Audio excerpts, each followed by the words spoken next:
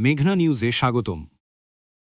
আজকের এই বিশেষ সংবাদটির টাইটেল দেওয়া হয়েছে এমনভাবে যাতে দর্শক শুরুতেই বুঝতে পারেন এটি শুধু একটি রাজনৈতিক খবর নয়, এটি একটি আবেগ, একটি যুগের বিদায় এবং আন্তর্জাতিক পর্যায়ের সম্মানের প্রতিফলন।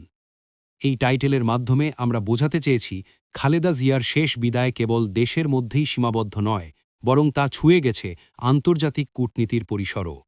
সেই কারণেই এই সংবাদকে আলাদা গুরুত্ব দিয়ে উপস্থাপন করা হচ্ছে। এবার বিস্তারিত খবরে যাচ্ছি। বাংলাদেশের রাজনৈতিক ইতিহাসে আজ এক শোকাবহ এবং আবেগঘন দিন। বিএনপি চেয়ারপারসন ও সাবেক প্রধানমন্ত্রী বেগম খালেদা জিয়ার জানাজা ও দাফন অনুষ্ঠিত হচ্ছে আজ। দীর্ঘ সময় ধরে দেশের রাজনীতিতে যিনি ছিলেন এক প্রভাবশালী নাম, আপসীন নেতৃত্বের প্রতীক, তার শেষ বিদায়ে শোকের আবহ ছড়িয়ে পড়েছে সর্বত্র। রাজনীতির ময়দান থেকে শুরু করে সাধারণ মানুষের হৃদয়েও আজ নেমে এসেছে গভীর নীরবতা। এই শোকের দিনে আন্তর্জাতিক অঙ্গন থেকেও এসেছে সহমর্মিতা ও সম্মানের বার্তা। খালেদা জিয়ার প্রতি শেষ শ্রদ্ধা জানাতে ঢাকায় এসেছেন ভারতের পররাষ্ট্রমন্ত্রী এস জয়শঙ্কর। এটি শুধু একটি আনুষ্ঠানিক সফর নয়, বরং প্রতিবেশী দেশের পক্ষ থেকে বাংলাদেশের একজন সাবেক প্রধানমন্ত্রীর প্রতি মানবিক ও রাষ্ট্রীয় সম্মান হিসেবেই দেখা হচ্ছে এই আগমনকে। বুধবার ৩১ ডিসেম্বর বেলা ১১:৫৫ ভারতীয় বিমানবাহিনীর একটি বিশেষ ফ্লাইটে ঢাকায় পৌঁছান জয়শঙ্কর। তার বহনকারী বিমানটি ঢাকার হজরত শাহজালাল আন্তর্জাতিক বিমানবন্দরে অবতরণ করে। বিমানবন্দরে তখন ছিল নীরব, সংযত ও শোকাবহ পরিবেশ। পররাষ্ট্র মন্ত্রণালয়ের দক্ষিণ এশিয়া উইংয়ের মহাপরিচালক ইশরাত জাহান সহ ঊর্ধ্বতন কর্মকর্তারা তাকে স্বাগত জানান। এই সময় ঢাকায় নিযুক্ত ভারতীয় হাইকমিশনার প্রণব ভার্মা উপস্থিত ছিলেন। ঢাকায় পৌঁছানোর পরপরই ভারতের পররাষ্ট্রমন্ত্রী বিএনপির ভারপ্রাপ্ত চেয়ারম্যান তারেক রহমানের কাছে আনুষ্ঠানিক শোক বার্তা পৌঁছে দেন।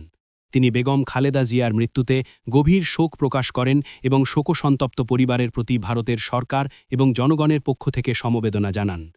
এই সময়ে সেখানে উপস্থিত ছিলেন বিএনপির স্থায়ী সমিতির সদস্য আমির খসরু মাহমুদ চৌধুরী এবং তারেক রহমানের কন্যা জাইমা রহমান।